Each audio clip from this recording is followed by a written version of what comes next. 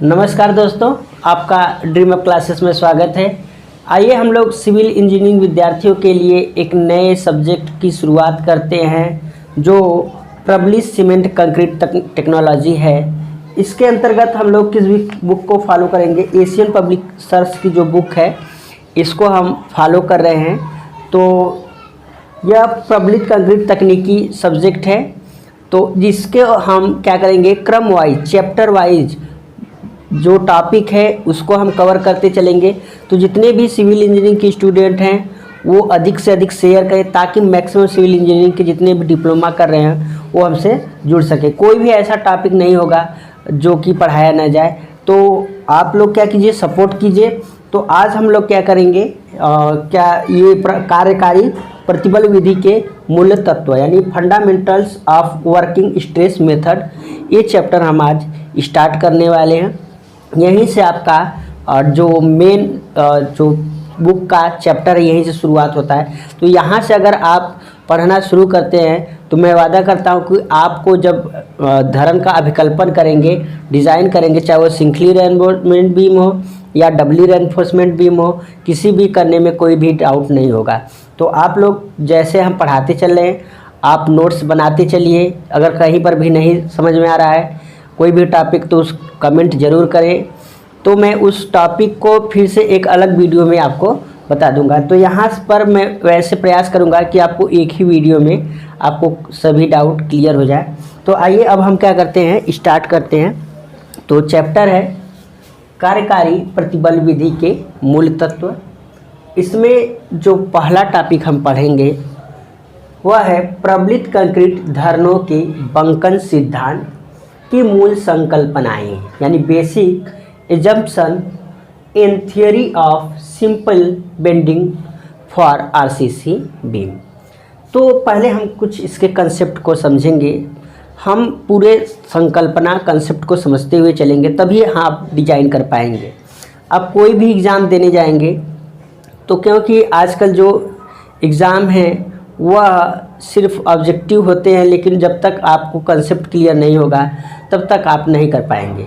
तो यहाँ पर हम बेंडिंग के पहले सिद्धांत को समझते हैं। जैसे यहाँ पर एक हम बीम बना रहे हैं, इस प्रकार से एक बीम है, ठीक है, यह एक बीम है।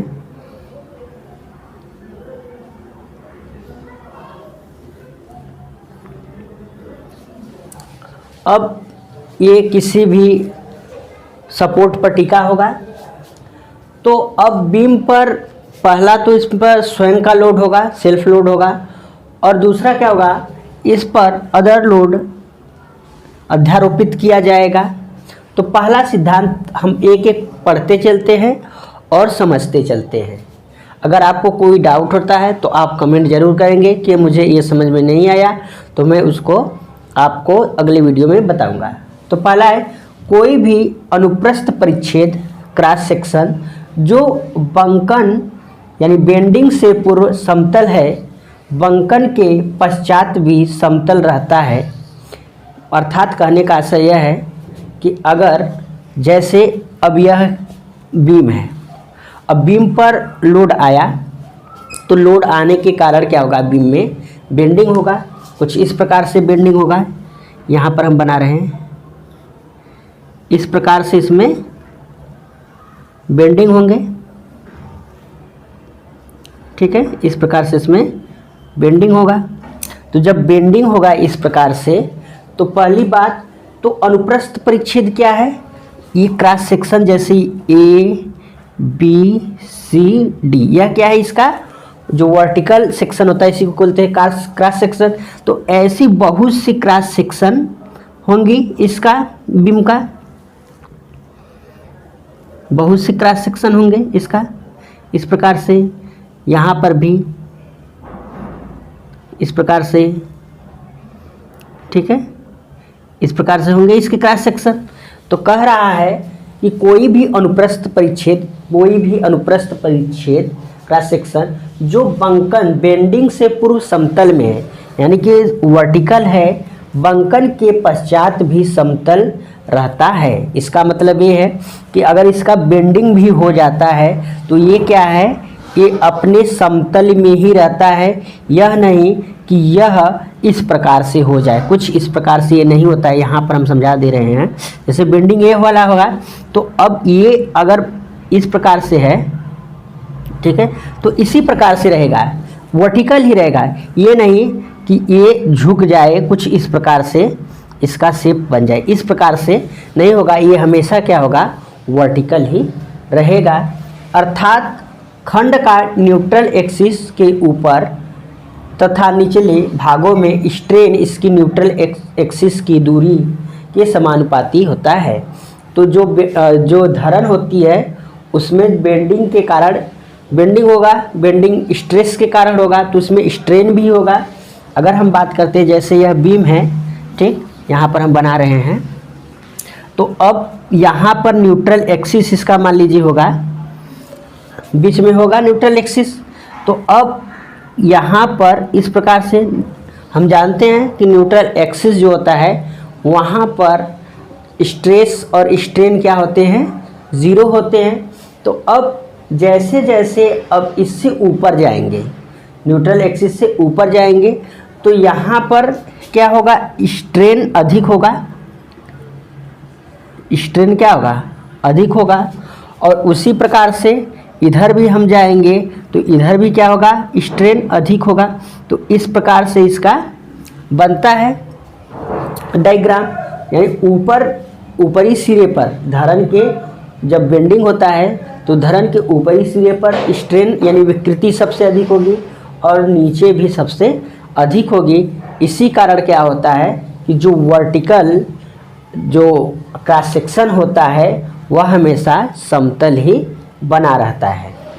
दूसरा क्या है, कार्यकारी सीमा के भीतर कंक्रीट तथा इस्पात पूर्ण रूप से प्रत्यास्थ माने जाते हैं। कार्यकारी सीमा का मतलब ये है कि जैसे लिमिट स्टेट मेथड होता है और वर्किंग स्ट्रेस मेथड होता है, तो कार्यकारी सीमा का मतलब ये है कि जहाँ तक जो हम मटेरियल प्रयोग कर रहे हैं उसकी भी एक सीमा होती है।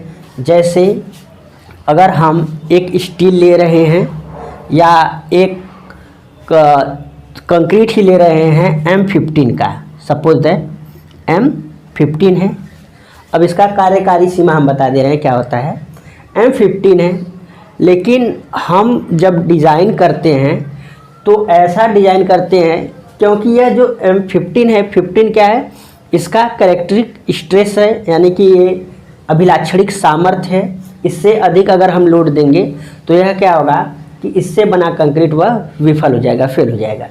तो हम हमेशा जब अभिकल्पन करते हैं तो हम कुछ सुरक्षा गुणांक अपनाते हैं ताकि जो हमारी संरचना है भविष्य में उस पर अगर कोई लोड आए तो वह टूट न जाए। तो इसलिए हम क्या करते हैं कि इससे कम लोड देते हैं, हमेशा इससे कम लोड देंगे ताकि अगर भविष्य में इससे अधिक लोड आए तो यह उसको बियर कर सके। जैसे अगर एक आदमी है, अगर हम एक आदमी है, ये 15 केजी उठा सकता है सिर्फ, अगर 15 केजी से अधिक होगा तो यह क्या हो जाएगा, फेल कर जाएगा।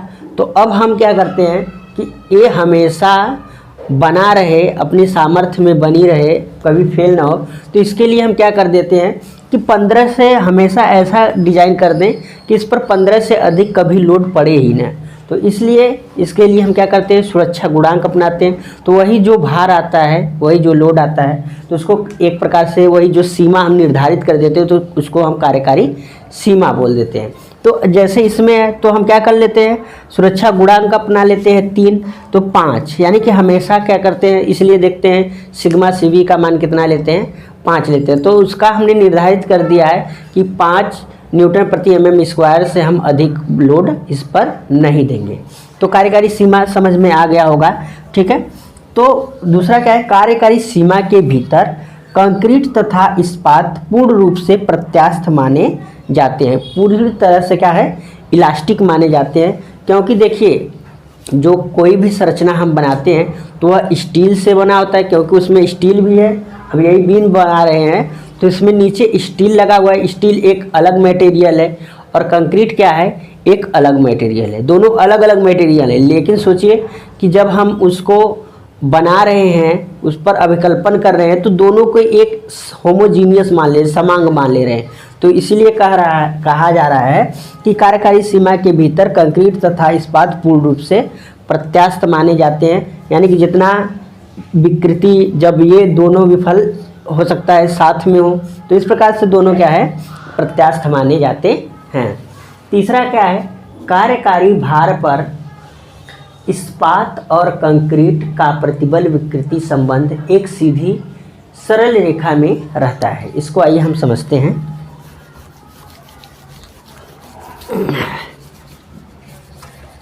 अगर आप इस वीडियो को लास्ट तक देखेंगे तो हमें उम्मीद है कि आपको कोई भी डाउट नहीं होगा। देखिएगा, कार्यकारी भार पर इस्पात और कंक्रीट का प्रतिबल विकृति संबंध एक सीधी सरल रेखा में होता है। जैसे अगर हम एक बना रहे हैं, यहाँ पर आरेख बना रहे हैं, इस पर हमने सिग्मा यानी कि प्रतिबल हमने प्रदर्शित कर दिया, ये प्रतिबल हो गया और ये स्ट्रेन हो गया, ठीक है, और ये स्ट्रेस हो गया, ठीक। अब जैसे यहाँ पर हमने एक बीम बना दिया,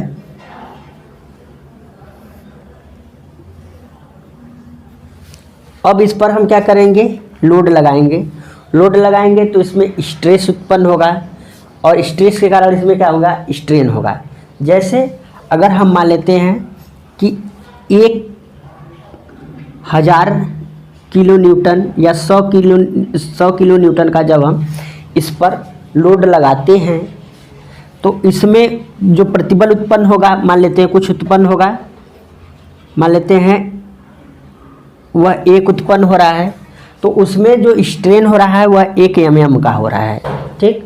अब हम इसको 2 सब किए तो यहाँ पर 2 हो रहा है तो इसमें 2 mm हो रहा है। जब यहाँ पर 3 हो रहा है तो यहाँ पर भी 3 mm का हो रहा है। तो इस प्रकार से जब अगर हम मिलाएंगे, इस प्रकार से जब हम इसको मिलाएंगे तो एक आरेख बनेगा, जहाँ से कटेंगे दोनों तो एक आरेख बनेगा। तो यह आरेख हमें कैसा प्राप्त होगा, सरल रेखीय प्राप्त होगा, यानी इस प्रकार से समानुपाती होगा। तो हम कह सकते हैं कि कार्यकारी भार पर इस्पात और कंक्रीट का प्रतिबल विकृति संबंध में एक सीधी सरल रेखा में होता है। तो यहाँ पर देख रहे हैं, क्योंकि जितना स्ट्रेस उत्पन्न हो रहा है उसी के रिस्पेक्ट में स्ट्रेन भी उत्पन्न हो रहा है। चौथा पॉइंट है, सभी तनन प्रतिबल इस्पात वहन करता है और कंक्रीट इससे पूर्ण मुक्त मानी जाती है। देखिएगा, जैसे कोई भी बीम है बनाते हैं तो वो 2 मटेरियल से बना होता है। यहाँ पर अगर इस प्रकार से इसका हम क्रॉस सेक्शन बना रहे हैं तो यहाँ पर क्या होता है, स्टील छड़ देखे होंगे नीचे लगा होता है। तो अब ये कंक्रीट हो गया, ठीक, और ये क्या हो गया, छड़ इस्पात हो गया।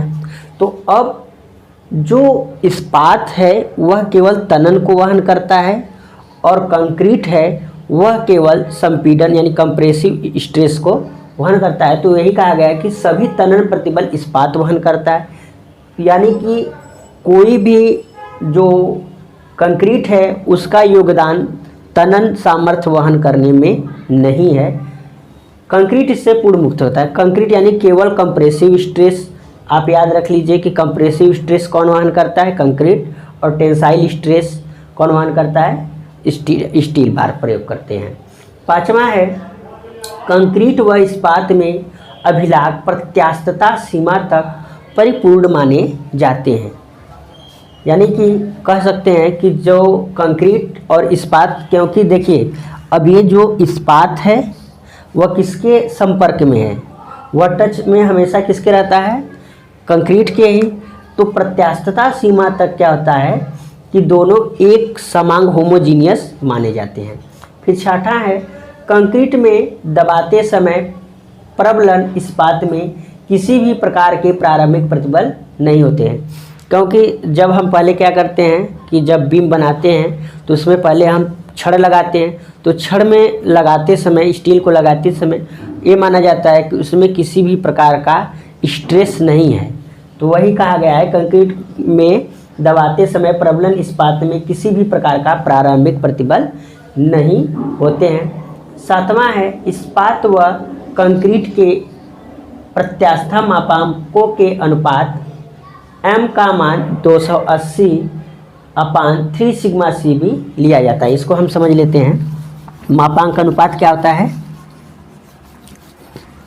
मॉड्यूलर रेशियो भी बोलते हैं, मापांक अनुपात, मॉड्यूलर रेशियो, ठीक है, मॉड्यूलर रेशियो। m बराबर क्या होता है? इस्पात का प्रत्यास्थता मापांक बटे कंक्रीट का प्रत्यास्थता मापांक, ठीक है। अब इसको m से प्रदर्शित करते हैं तो E क्या आ जाता है? ES/EC, और इसका मान जो होता है वह कितना होता है? 280/3 सिग्मा CB। और 3 सिग्मा CB क्या है? कंक्रीट में जो है कि उत्पन्न अनुगेय प्रतिबल है। इसको हम अभी आगे बताएंगे। तो हमें उम्मीद है कि ये जो 7 पॉइंट हमने आपको बताया, ये कार्यकारी प्रतिबल विधि के मूल तत्व का पहला टॉपिक है। यहीं से इस चैप्टर का शुरुआत होता है। तो आप स्क्रीनशॉट ले लीजिए, आप नोट्स भी बनाते चलिए, ताकि आपको अगर कहीं भी नोट्स बनाएंगे, जब लिखेंगे तब आपको कहीं डाउट होगा, तो आप नोट्स अपने से बनाते चलिए। तो हमें उम्मीद है कि समझ में आ गया होगा। फिर भी अगर कोई डाउट होता है तो आप कमेंट ज़रूर करें, अपने दोस्तों के साथ अधिक से अधिक शेयर करें। फिर हम अगले वीडियो में मिलेंगे, तब तक के लिए नमस्कार।